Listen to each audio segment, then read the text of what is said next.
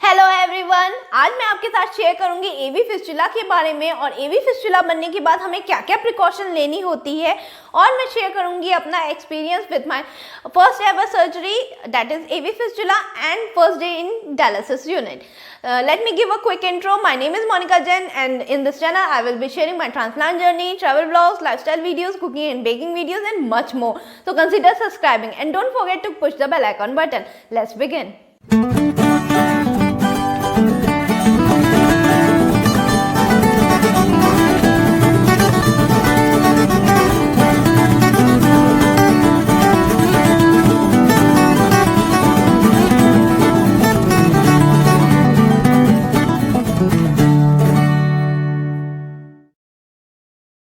जैसे कि मैंने अपने पहले वीडियो में बताया है डायलिसिस के बारे में, उसके टाइप्स, मेथड और बेसिक इन्फो, तो आप उस वीडियो को देखने के लिए ऊपर दिए गए लिंक पे क्लिक कर सकते हैं। एवी फिस्टुला क्या होता है? एवी फिस्टुला एक एबनॉर्मल कनेक्शन है आपकी आर्टरी और वेन को जोड़ने के लिए।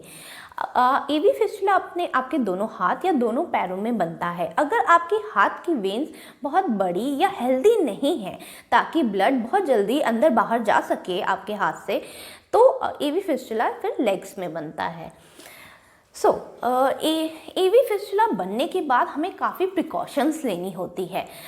एवी फिस्टुला बनने के बाद हमें उस हाथ को बहुत ध्यान देना पड़ता है, बहुत ध्यान से रखना पड़ता है, बिकॉज उस हाथ में डायरेक्ट हवा नहीं लगनी चाहिए, बिल्कुल भी डायरेक्ट ठंडी हवा नहीं लगनी चाहिए। तो मैं हमेशा एक वूलन स्कार्फ बांध के रखती थी स्टार्टिंग में, और फिर मैंने फुल स्लीव्स के क्लोथ्स वेयर कर लिए थे। आप चाहे एसी में हो चाहे फैन के नीचे हो, डायरेक्ट हवा नहीं लगनी चाहिए, बिकॉज वो जो वेन्स होती हैं वो उनका ध्यान रखना होता है, क्योंकि उसी से आपकी डायलिसिस प्रोसेस होगी। ये एक पहला प्रिकॉशन है। दूसरा प्रिकॉशन ये है कि वैसे भी किडनी पेशेंट्स को हैवी लिफ्टिंग करने को मना किया जाता है, पर एवी फिस्टुला बनने के बाद आपको ध्यान में रखना है कि आप कोई भी भारी सामान अपने जिस हाथ में आपका एवी फिस्टुला बना है उससे ना उठाएं। हमेशा याद रखना है, याद रखने की बात है। इसके अलावा आप जिस हाथ में एवी फिस्टुला बना है उससे कभी भी, जब तक वो फिस्टुला आपके हाथ में है, कभी भी उससे ब्लड सैंपल नहीं लिया जाएगा, उस हाथ से ब्लड टेस्टिंग नहीं दी जाएगी कि blood sample. And other than this कोई भी बीपी वगैरह नहीं, उस हाथ से आप बीपी वगैरह कुछ भी नहीं नपवा सकते हैं। आपको सामने से मना करना होगा, हर बार ये बताना होगा जो भी आपका अगर बीपी नाप रहा है या ब्लड टेस्टिंग करने आया है कि मेरे इस हाथ में फिस्टुला है, बिकॉज उस हाथ से आप ये सब कुछ भी नहीं कर सकते हैं।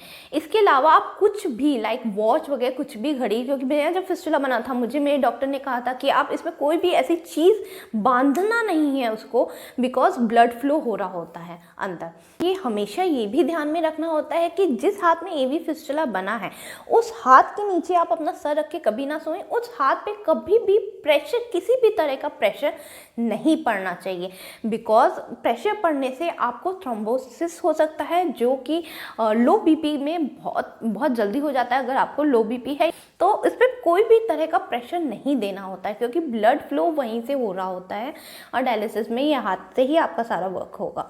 कोई भी तरह का प्रेशर नहीं देना। प्रेशर में टाइट क्लोथिंग्स भी नहीं वेयर करनी है। फुल स्लीव्स का मैं वेयर करती थी, बट हमेशा ध्यान रखना है कि क्लोथ बहुत टाइट ना हो आपके हाथ में, टाइट क्लोथिंग्स अवॉइड करनी है।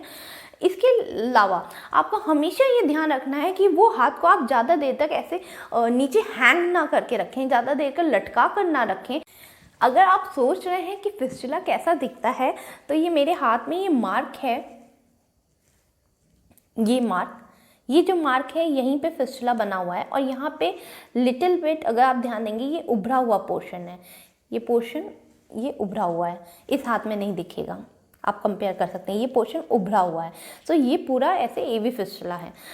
इसके अलावा जब डायलिसिस हो रहा होता है, जैसे कि मैं डायलिसिस पेशेंट नहीं थी, मेरे सिर्फ 4 ही डायलिसिस हुए थे, मेरा एक्सपीरियंस ऐसा था कि मुझे डायलिसिस में बिल्कुल भी पेन नहीं हुआ, और डायलिसिस में पेन नहीं होता है। डायलिसिस में जब हम नीडल वो लोग इंसर्ट करते हैं ब्लड बाहर निकालने के लिए आपकी बॉडी से, और दूसरी नीडल यहाँ पे इंसर्ट करते हैं ब्लड वापस आपकी बॉडी में डालने के लिए, तो वो जब नीडल इंसर्ट करते हैं उतनी ही देर का पेन होता है जितनी देर वो नीडल इंसर्ट कर रहे होते हैं, उतना बहुत थोड़ा टाइम होता है, मतलब बहुत थोड़ी सी देर का पेन होता है जब तक वो नीडल इंसर्ट कर रहे होते हैं, प्लेस कर रहे होते हैं। उसके अलावा जो 2 to 3 या 4 आवर्स की अगर आपकी डायलिसिस है, उस डायलिसिस के टाइम कोई पेन नहीं होता है। सो इसके अलावा जब आप डायलिसिस करा के निकलें तो जो निडल होती है, निडल का बहुत मोटी निडल होती है, नॉर्मल निडल से थोड़ी सी मोटी होती है डायलिसिस की निडल। तो वहाँ पे कोई स्वेलिंग ना हो, आपको कोई रेडनेस ना हो या फिर कोई पेन ना हो, उसके लिए एक जेल आता है, थ्रोम्बोफोब जेल। वो जेल आप लगा सकते हैं जिस जगह पे निडल इंसर्ट हुई है। इसके अलावा आप आइस यूज़ कर सकते हैं, आइस भी उस पर रब कर सकते हैं, आइस रब कर दीजिए या थ्रोम्बोफोब जेल लगाइए। मैं थ्रोम्बोफोब जेल ही लगाती थी। इस तरह की ट्यूब आती है थ्रोम्बोफोब जेल की। ये मैं डायलिसिस के टाइम तो लगाती थी। इसके अलावा जब भी मैं ब्लड सैंपल अपना देती हूँ टेस्टिंग के लिए या नॉर्मल कोई भी जो भी आपकी अगर कोई भी टेस्टिंग हो रही है, तो टेस्टिंग के बाद जिस जगह से निडल इंसर्ट हुई है उस जगह पे ये लगाने से बहुत रिलैक्सिंग फील होता है, कोई दर्द नहीं होता और मार्क्स भी नहीं रहते। जैसे बहुत ज़्यादा मार्क्स अगर हो जाएँ तो मार्क्स भी नहीं रहते हैं। तो ये थ्रोम्बोफोब जेल आप यूज़ कर सकते हैं। एंड ये ध्यान देने वाली बात है, प्रिकॉशन नहीं है, पर हमें फिस्टुला बनने के तुरंत बाद ही हमें सॉफ्ट बॉल डॉक्टर रिकमेंड करते हैं, जिसको कंटिन्यूस आपको प्रेस करते रहना, उस बॉल से एक्सरसाइज करते रहनी है ताकि आपका फिस्टुला रुके नहीं। हर मतलब ऐसे तो डॉक्टर स्टार्टिंग में बोलते हैं 3 to 5 टाइम्स अ डे, पर मैं दिन भर उस बॉल को हाथ में रखती थी और ऑल टाइम उसको प्रेस करती रहती थी, बिकॉज फिस्टुला बिल्कुल भी नहीं रुकना चाहिए। So how was my experience जब मैं एवी फिस्टुला बनवाने जा रही थी। वो मेरी पहली सर्जरी थी, इससे पहले मेरी कभी भी किसी भी तरह की कोई भी सर्जरी नहीं हुई थी। एक्चुअली स्टार्टिंग में मेरा फर्स्ट क्रिएटिनिन ही 5 आया था, 5.5 आया था। सो उसके ऑलमोस्ट 1.5 मंथ बाद ही डॉक्टर ने मुझसे बोला था कि आप फिस्टुला बनवा लीजिए। बट तब मैंने वेट करने का सोचा था। मैंने सोचा कि मैं थोड़ा देखती हूँ, हो सकता है मेडिसिन से या किसी भी तरीके से ये रिवर्स हो जाए ये डिसीज़। सो उसके बाद जब धीरे धीरे मेरा क्रिएटिनिन बढ़ने लगा, डिसीज़ रिवर्स नहीं हो रही थी, तो डॉक्टर ने बार बार मुझे बोला कि ईवी फिस्टुला बनवा लो, ईवी फिस्टुला बनवा लो।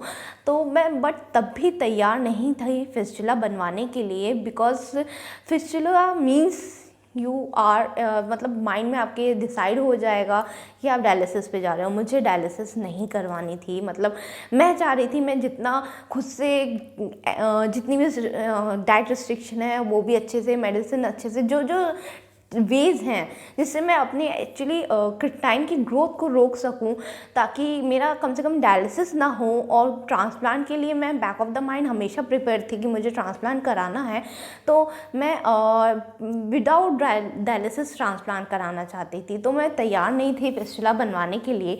सो फिर वन टाइम डॉक्टर ने मुझे कहा कि तुम्हें डर लग रहा है क्या फिस्टुला बनवाने से, मैं तुम्हें पेशेंट से मिलवाऊँ जिनके फिस्टुला बने हैं। सो मतलब उन्होंने एक पेशेंट को बुलाया अपने क्लिनिक पे और फिर उनका मतलब बोला कि इसके हाथ को टच करो, अपनी 2 फिंगर रखो इसके हाथ पे एंड बताओ मुझे क्या लगा। तो मेरे को तो उस समय पता ही नहीं था फिस्टुला क्या होता है, वो क्या हो रहा है। मैंने जैसे ही लगा, मुझे लगा कि ऐसे करंट जैसा लग रहा है। सो मैंने उनसे बोला, उन्होंने बोला नहीं दोबारा रखो। सो फिर मुझे फील हुआ कि सेंसेशन टाइप की हो रही है, ब्लड बहुत तेज़ से फ्लो कर रहा है, उस टाइप की सेंसेशन हो रही है। तो उन्होंने बोला कि ऐसे होता है फिस्टुला, उन्होंने मुझे बताया। एंड फिर उन्होंने मुझे उस पेशेंट से बात करने को भी कहा। मैंने उससे पूछा क्या बहुत पेन होता है, कैसे होता है डायलिसिस में पेन होता है, फिस्टुला बनने के बाद पेन होता है, फिस्टुला में पेन बनने टाइम ऑपरेशन में बहुत पेन होता है। तो ही सेड नहीं, पेन इतना नहीं होता है, ऑब्वियस थोड़ा पेन होगा बिकॉज ऑपरेशन है, बट पेन नहीं होता है। फिर भी मैं उस समय तैयार नहीं हुई थी। और जब ट्रांसप्लांट धीरे धीरे पास आने लगा था, तब डॉक्टर ने बोला कि अब फिस्टुला बनवा ही लो। तो आई एग्रीड एंड मैं फिस्टुला बनवाई, बिकॉज उस समय मेरा क्रेटनाइन हाईएस्ट, मेरा क्रेटनाइन 9 गया था एंड 9 आ गया था। तो doctor doesn't want to take risk. उन्होंने कहा कि अगर कोई इमरजेंसी आई और अगर आपका फिस्टुला नहीं बना है तो बहुत प्रॉब्लम हो जाएगी। सो आई एग्रीड बाय हिम और विद हिम सॉरी। सो मैंने तैयार हो गई। तो फिस्टुला बनवाने से पहले मैंने पहले ही खूब सर्चिंग की और इवन एनिमेटेड ऑपरेशन वीडियोस देखे, एवी फिस्टुला, एवी ग्राफ्ट, सबके एनिमेटेड वीडियोस देखे कि कैसे बनता है, क्या होता है। बिकॉज मेरे साथ ऐसा है कि मैं अगर कोई चीज़ को पहले से देख लेती हूँ, पहले से पता है कि ऐसे ऐसे होगा, ये स्टेप होंगे, तो मुझे उतना डर नहीं लगता, क्योंकि कहीं ना कहीं पता होता है कि अच्छा ऐसे ऐसे होने वाला है। तो मैं सारे एनिमेटेड ऑपरेशन वीडियोस देख के गई थी बिकॉज, बट फिर भी वो मेरा फर्स्ट टाइम ओटी के अंदर एंट्री थी। एकदम ऑपरेशन रूम, मतलब रूम में ही घुसते ऐसे फीलिंग आने लगी थी कि मतलब आपका ऑपरेशन होने वाला है। तो मैं पहले तो इतनी नहीं डर रही थी, बट जैसी ओटी में घुसी मुझे थोड़ी सी नर्वसनेस होने लगी। खूब सारे इक्विपमेंट्स एंड इंस्ट्रूमेंट्स रखे हुए थे। तो और वो जो अबव लाइट आती है जो आपके फोकस की जाती है, ऑपरेशन हो रहा होता है उस समय, वो लाइट आगे आई, मुझे कहा कि आप ले डाउन कर लीजिए।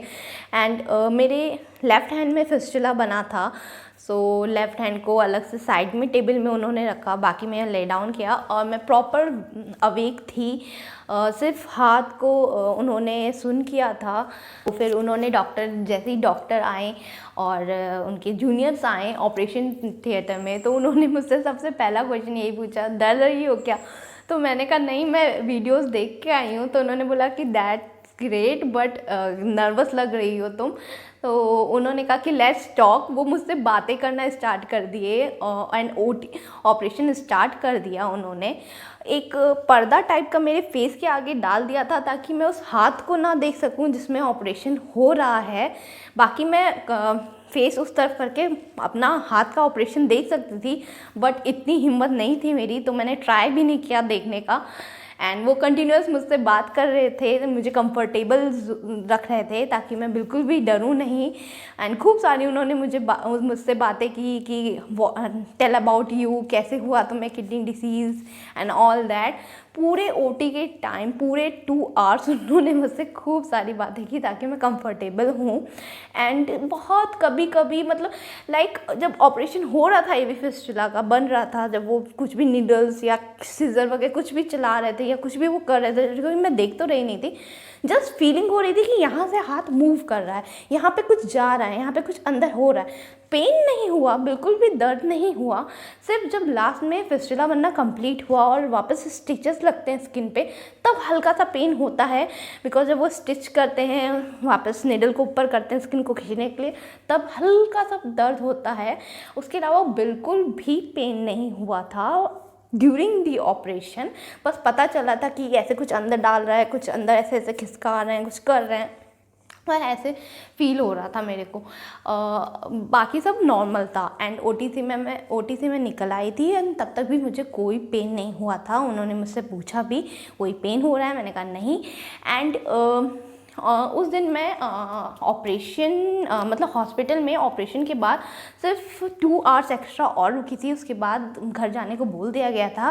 फिस्टुला का इतना बड़ा मेजर ऑपरेशन नहीं है, माइनर ऑपरेशन है, तो उसी दिन छुट्टी मिल जाती है ज़्यादातर, तो मुझे मिल गई थी। बट घर पहुंचने के बाद मुझे पेन होना स्टार्ट हुआ एंड आई विल से कि 2 दिन तक बहुत पेन था।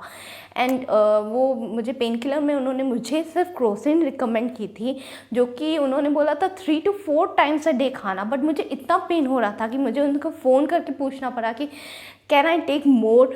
तो मैं 5 खाई थी और फर्स्ट डे 6 खाई थी एंड सेकेंड डे 5 क्रोसिन मैंने ले ली थी। बट बहुत पेन था, ऐसे लग रहा था मतलब होगा नहीं मुझसे, अब नहीं होगा। बट सिर्फ 2 दिन तक पेन रहा था, उसके बाद मतलब नॉर्मल था। अभी तक कुछ नहीं होता, उस हाथ में कुछ फील नहीं होता, कुछ दर्द नहीं होता है। सिर्फ 2 दिन तक मेरे को पेन रहा था फिस्टुला बनने के बाद एंड बस उसके बाद बिल्कुल भी कोई भी दर्द नहीं होता है, कोई भी दर्द नहीं हुआ मुझे। So this was my experience. So I was very happy and nervous both at the same time because मेरा प्री ट्रांसप्लांट ही डायलिसिस होना था, सिर्फ 4 ही डायलिसिस होने थे मेरे। तो मैं खुश भी थी और नर्वस भी थी क्योंकि फ़र्स्ट डे था मेरा डायलिसिस यूनिट में। ये मेरा बीपी नापने वाली हैं। डायलिसिस के स्टार्टिंग में और डायलिसिस के बाद दोनों ही टाइम आपका बीपी नापा जाता है बिकॉज़ ब्लड प्रेशर का मेंटेन होना बहुत ज़रूरी होता है, ना ही लो ना ही हाई। दोनों ही ब्लड प्रेशर नहीं चलते हैं डायलिसिस की प्रोसेस में। और वेट भी नापा जाता है बिफोर डायलिसिस एंड डायलिसिस के बाद, दोनों टाइम ही वेट बीपी दोनों नापा जाता है। एंड ये अब मम्मी पापा वगैरह जो मेरे आए थे साथ में, पेरेंट्स, इवन किसी को भी डायलिसिस रूम में अलाउ नहीं होता है, तो सबको मना कर रही हैं, बाहर जाने को कह रही हैं। जो डायलिसिस होता है 3 to 4 आवर्स का होता है, उसमें कोई अंदर आ सकता है, बट जब प्रोसीजर होता है उसमें नीडल वगैरह इंसर्ट करते हैं उस समय किसी को अलाउड नहीं होता है, तो सबको बाहर जाने को कह रही थी। अब वो मुझसे मेरा बीपी पूछ रही हैं बिकॉज़ मैं लो बीपी ही रहता था, 70-100 ही मेरा बीपी हमेशा रहा है। तो वो पूछ रही हैं कि क्या हमेशा तुम्हारा ऐसा ही बीपी रहता है? तो वही, वो हमेशा मेरा ऐसा ही बीपी रहता था। I was very excited to, क्योंकि मतलब डायलिसिस होने वाला था। सो मैं सब तरफ देख रही थी कैसे क्या क्या रखा हुआ है, पेशेंट्स वगैरह को देख रही थी। आप टीवी देख सकते हैं, वहाँ पे टीवी इंस्टॉल्ड हो, टीवी लगी हुई रहती है डायलिसिस यूनिट में। मैं जिसमें थी वहाँ टीवी लगी हुई थी, और मोबाइल फ़ोन्स भी यूज़ कर सकते हैं डायलिसिस के टाइम। बट जो हाथ रहता है जिसमें डायलिसिस हो रहा होता है, बस उसको यूज़ नहीं कर सकते, उसको बिल्कुल भी हिला भी नहीं सकते हम। अब मेरे को ले डाउन करने को कह रहे हैं बिकॉज़ वो प्रोसीजर स्टार्ट कर रहे हैं डायलिसिस का। ये जो पीछे वाइट कलर की आप मशीन देख रहे हैं, एक मॉनिटर जैसा बना हुआ है, इसी को डायलिसिस मशीन कहते हैं। इसके थ्रू हेमोडायलिसिस होता है। मेरा हेमोडायलिसिस हुआ था, और ये मशीन में सर्टेन सेटिंग्स होती हैं, वो करनी पड़ती है। और जब अगर आपका कुछ प्रॉब्लम हो गया है, ब्लड अच्छे से फ्लो नहीं कर रहा है, ब्लड रुक जा रहा है, धीरे धीरे मशीन में जा रहा है, तो मशीन बीप बीप के साउंड्स भी देती है। इससे पता चलता है, बिकॉज मेरा कई बार ऐसा हो गया था, तो उनको पाइप को मोड़ वगैरह के चेक करना पड़ रहा था कि कहीं एयर तो मतलब नहीं ले रहा, क्योंकि बहुत टाइम 2-3 बार मेरा ऐसा हुआ था कि ब्लड फ्लो अच्छे से नहीं हो रहा था मशीन में, in and out both. So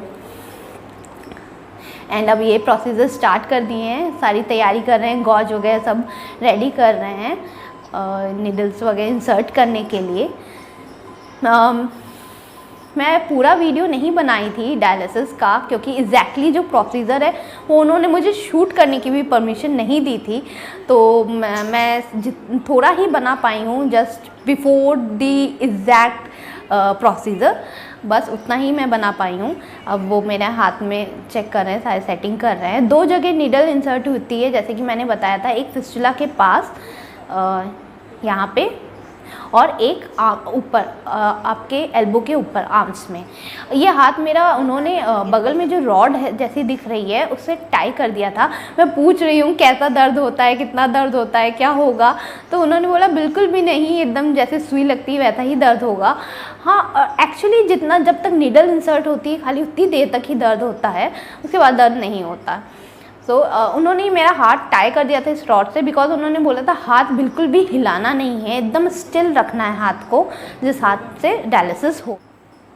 so this was my dialysis video.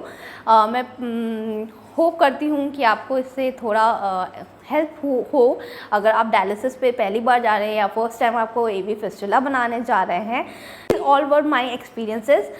तब तक के लिए stay healthy, stay tuned, and don't forget to live, learn and grow.